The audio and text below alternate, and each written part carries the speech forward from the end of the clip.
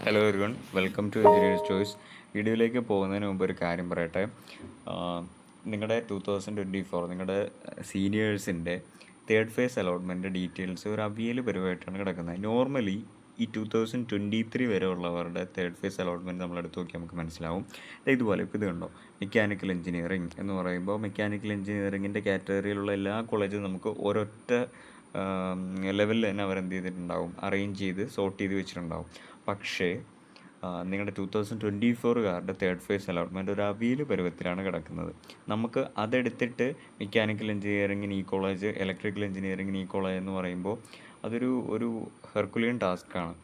അതുകൊണ്ട് തന്നെ നമുക്ക് സമയം കിട്ടുമ്പോൾ നമുക്കതൊരു അതൊന്ന് സോർട്ടാക്കിയിട്ട് എല്ലാം അറേഞ്ച് ചെയ്തിട്ട് നമുക്കത് പറയാം. അപ്പം നിലവിൽ നമ്മൾ കാണിക്കുന്നത് സെക്കൻഡ് ഫേസ് അലോട്ട്മെൻറ്റതാണ്. സെക്കൻഡ് ഫേസ് അലോട്ട്മെൻറ്റ് വെച്ചിട്ടും നിങ്ങൾക്ക് അഡ്മിഷൻ കിട്ടും. ഈ റാങ്ക് വെച്ചിട്ടും നിങ്ങൾക്ക് കോളേജിൽ അഡ്മിഷന് കയറാം. ഓക്കെ, പക്ഷേ ഫസ്റ്റ് ഫേസ് അലോട്ട്മെൻറ്റ് വെച്ചിട്ട് നിങ്ങൾക്ക് അഡ്മിഷൻ കിട്ടത്തില്ല.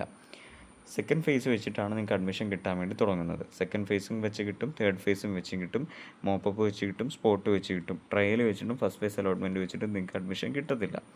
ഓക്കെ, പക്ഷേ അവിടെയൊക്കെ വേറെ ഒരുപാട് കാര്യങ്ങളൊക്കെ പറയാനുണ്ട്. അത് നമുക്ക് അലോട്ട്മെൻറ്റ് വരുമ്പോൾ പറയാം. ഫസ്റ്റ് ഫേസ് വെച്ച് കിട്ടണമെങ്കിൽ കിട്ടും. പക്ഷേ നോർമലി അവിടെ ചില കാര്യങ്ങളൊക്കെ ചെയ്യാനുണ്ട്. നമ്മൾ കൺഫേം ചെയ്യുക, അങ്ങനെയുള്ള കുറേ കാര്യങ്ങളൊക്കെ ഉണ്ട്. അതിൻ്റെയൊക്കെ ഡീറ്റെയിൽസ് നമുക്ക് പിന്നീട് പറയാം. അപ്പോൾ നിലവിലിപ്പോൾ നമ്മൾ സെക്കൻഡ് ഫേസിൽ അഡ്മിഷൻ കിട്ടുന്ന അലോട്ട്മെൻറ്റിൻ്റെ ഡീറ്റെയിൽസാണ് പറയുന്നത്. ആരോ ഒരാൾ വന്നിട്ട് വീഡിയോയുടെ ഇടയിൽ ഫേക്ക് ആണെന്ന് പറഞ്ഞിട്ടുണ്ട്. എനിക്കറിയില്ല, ഇത് ഞാൻ ഉണ്ടാക്കിയ PDF അല്ല, അതുകൊണ്ട് ഇത് തെറ്റാണോ എന്ന് എനിക്കറിയില്ല. ഗവൺമെൻറ് അവൈലബിൾ ആക്കിയിരിക്കുന്ന PDF ആണിത്. ഗവൺമെൻറ് എഞ്ചിനീയറിംഗ് കോളേജ് ഇടുക്കിയിൽ മുസ്ലിം കാറ്റഗറിയിലും ഈഴവ കാറ്റഗറിയിലും SC കാറ്റഗറിയിലുമുള്ളത് മാത്രം നിങ്ങൾ നോക്കുക. ബാക്കിയുള്ള കാറ്റഗറിയിലുള്ളവർക്ക് ഇതിനിടയിലുള്ള റാങ്ക് കിട്ടും. അതുകൊണ്ട് നിങ്ങൾ അത് ഓർത്ത് ടെൻഷൻ അടിക്കേണ്ട കാര്യമില്ല. ഈഴവ കാറ്റഗറിക്ക് 23Kയും മുസ്ലിം കാറ്റഗറിക്ക് 20Kയുമാണ് ലാസ്റ്റിൽ കയറിയിരിക്കുന്നത്. SC കാറ്റഗറിക്ക് 51K ആണ്, 51,751. അങ്ങനെയാണെങ്കിൽ സ്റ്റേറ്റ് മെറിറ്റ് എന്ത് വരും?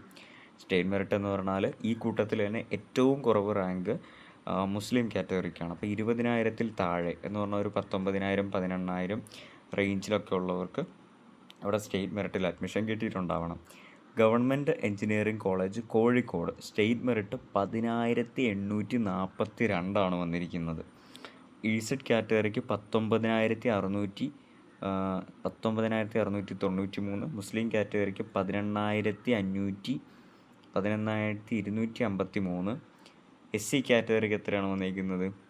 47,659 വന്നിരിക്കുന്നത്. ഓക്കെ, അപ്പോൾ അതിനിടയിലുള്ളവർക്ക്, ഞാൻ ഇടയിലുള്ള വായിക്കാത്ത ഈ ഒരു റീസണാണ്. അതിനിടയിലുള്ള സ്റ്റേറ്റ് മെറിറ്റും SC കാറ്റഗറിയും മാത്രം വായിച്ചാൽ മതി. ബാക്കിയുള്ളവർക്ക് അതിനിടയിൽ റാങ്ക് ഉണ്ടെങ്കിൽ കിട്ടാനുള്ള ചാൻസ് ഉണ്ട്. ഗവൺമെൻറ് കോളേജ് കണ്ണൂർ 12,591 SM കാറ്റഗറിക്ക് സ്റ്റേറ്റ് മെറിറ്റിന് വന്നിരിക്കുന്നത്. EZ കാറ്റഗറി ഈഴവയ്ക്ക് 17,261, മുസ്ലിം കാറ്റഗറി 17,132. അതേപോലെ തന്നെ SC കാറ്റഗറിക്ക് 50,659 വരെ കിട്ടിയിട്ടുണ്ട്. Rajiv Gandhi institute of technology RIT Kottayam 11,931 state merit വന്നിരിക്കുന്നത്. EZ കാറ്റഗറി 13,371, മുസ്ലിം കാറ്റഗറി 13,135. അതേപോലെ തന്നെ SC category 44,777. Mar Athanasius college MA college Kothamangalam 11,248 state merit വന്നേക്കുന്നത്. EZ കാറ്റഗറിക്ക് 13,000 സംതിങ്, മുസ്ലിം കാറ്റഗറിക്ക് 11,000 സംതിങ്, ആ റേഞ്ചിൽ തന്നെ പോയിട്ടുണ്ട്. NSS പാലക്കാടിൽ 12,645 state merit.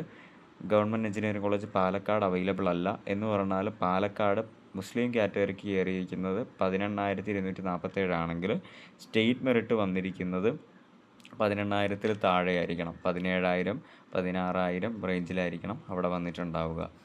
ഗവൺമെൻറ് തൃശ്ശൂരിൽ 5,425 സ്റ്റേറ്റ് മെറിറ്റ് വന്നിരിക്കുന്നത്. EZ കാറ്റഗറി 6,806, മുസ്ലിം കാറ്റഗറി 6,517. SC കാറ്റഗറി എത്രയാണ് വന്നിരിക്കുന്നത്? 35,524 SC കാറ്റഗറിക്ക് കിട്ടിയിരിക്കുന്നത് അവിടെ കേട്ടോ. College of engineering TKM college of engineering 8,370 state merit വന്നിട്ടുണ്ട്. EZ കാറ്റഗറി 10,000-നടുത്ത്, മുസ്ലിം category 8,801, SC category 37,955. Government engineering college Barton Hill 10,063 വന്നിരിക്കുന്നത്. State merit. അതേപോലെ തന്നെ EZ കാറ്റഗറി 11,947, മുസ്ലിം category 11,363, SC category 40,000. CET 3,274 state merit, EZ category 4,277, മുസ്ലിം കാറ്റഗറി 3,712, LA 6,230. അതേപോലെ തന്നെ SC കാറ്റഗറിക്ക് എത്രയാണ് കിട്ടിയിരിക്കുന്നത്? SC കാറ്റഗറിക്ക് 20,181, ST കാറ്റഗറിക്ക് 20,988. ഗവൺമെൻറ് എഞ്ചിനീയറിംഗ് കോളേജ് വയനാട് മുസ്ലിം കാറ്റഗറി 19K ആണെങ്കിൽ നമ്മുടെ സ്റ്റേറ്റ് മെറിറ്റ് വന്നിരിക്കുന്നത് ഒരു 18K 17K റേഞ്ചിലായിരിക്കണം. SC കാറ്റഗറിക്കും ST കാറ്റഗറിക്കും 52K 49K ആ ഒരു റേഞ്ചിൽ അവിടെ കിട്ടിയിട്ടുണ്ട്. ഈഴവ കാറ്റഗറിക്ക് 23,715. ഇത് നിങ്ങൾ വെക്കേണ്ട ഓർഡർ എന്താണെന്നറിയാമോ? ഫസ്റ്റ് എല്ലാത്തിനും ഏത് ബ്രാഞ്ചാണെങ്കിലും ഫസ്റ്റ് നിങ്ങൾ CET ആണ് വെക്കേണ്ടത്. Second government engineering college Thrissur വെച്ചോളൂ. കഴിഞ്ഞ വർഷമാണ് ഞാൻ പറയും നിങ്ങൾ TKM വെക്കാൻ പറയും. കാരണം കഴിഞ്ഞതിൻ്റെ മുമ്പത്തെ വർഷമാണെങ്കിൽ കഴിഞ്ഞ വർഷം മുതൽ 2024 സിലബസാണ്. നിങ്ങൾക്കും 2024 സിലബസാണ്. നല്ല അപ്ഡേറ്റഡ് ആയിട്ടുള്ള എല്ലാ വേണ്ട കാര്യങ്ങളൊക്കെ ഉള്ളൊരു സിലബസാണ് 2024 സിലബസ്. 2019 സിലബസിലാണ് നിങ്ങൾ കയറിയിരുന്നത് എങ്കിൽ ഞാൻ ഒരിക്കലും പറയില്ല നിങ്ങൾ GC തൃശ്ശൂർ രണ്ടാമത് വയ്ക്കാൻ, TKM വെക്കാൻ പറയണം. ബിക്കോസ് അതൊരു ഓട്ടോണമസ് കോളേജാണ്. ഓൾസോ നിങ്ങൾക്ക് വേണമെങ്കിൽ TKM വെക്കാം കേട്ടോ. TKMൻ്റെ സിലബസ് ഭയങ്കര സൂപ്പർ സിലബസാണ് മെക്കാനിക്കൽ എഞ്ചിനീയറിങ്ങിനാണെങ്കിൽ തന്നെ. അതുകൊണ്ട് തന്നെ നിങ്ങൾ TKM രണ്ടാമത് വെച്ചതുകൊണ്ട് പ്രശ്നമൊന്നുമില്ല. പിന്നെ എന്താണ് ഗവൺമെൻറ് എഞ്ചിനീയറിംഗ് കോളേജ് തൃശ്ശൂർ. നിങ്ങൾ ഈ ലാസ്റ്റ് റാങ്ക് വെച്ചിട്ട് ഇതാണ് നല്ല കോളേജ് എന്നൊന്ന് പ്രെഡിക്റ്റ് ചെയ്യാൻ നിൽക്കരുത്. ബിക്കോസ് ശരിയാണ്, ലാസ്റ്റ് റാങ്ക് ഒരു പരിധിവരെ അതിനെ പറയുന്നുണ്ട് ഇതാണ് നല്ല കോളേജ് എന്നുണ്ടെങ്കിൽ. പക്ഷെ കഴിഞ്ഞ വർഷത്തെ കുട്ടികൾക്ക് അത് ഇഷ്ടപ്പെട്ടത് കൊണ്ടാണ് അവരങ്ങനെ എടുത്തത്. നിങ്ങളൊന്ന് ചിന്തിച്ച് നോക്കൂ. നിങ്ങൾ ഈ വർഷത്തെ കുട്ടികളെല്ലാം എല്ലാവരും കൂടെ ഗവൺമെൻറ് എഞ്ചിനീയറിംഗ് കോളേജ് പാലക്കാട് പോയിട്ട് അഡ്മിഷൻ എടുക്കുകയാണ് കമ്പ്യൂട്ടർ സയൻസിന്. ഒന്നാം റാങ്ക് കിട്ടിയ കുട്ടി അവിടെയാണ് അഡ്മിഷൻ എടുത്തത് എങ്കിൽ പാലക്കാട് എഞ്ചിനീയറിംഗ് കോളേജ് ആകുമോ നല്ല കോളേജ്? അത് CET തന്നെയായിരിക്കും, റൈറ്റ്?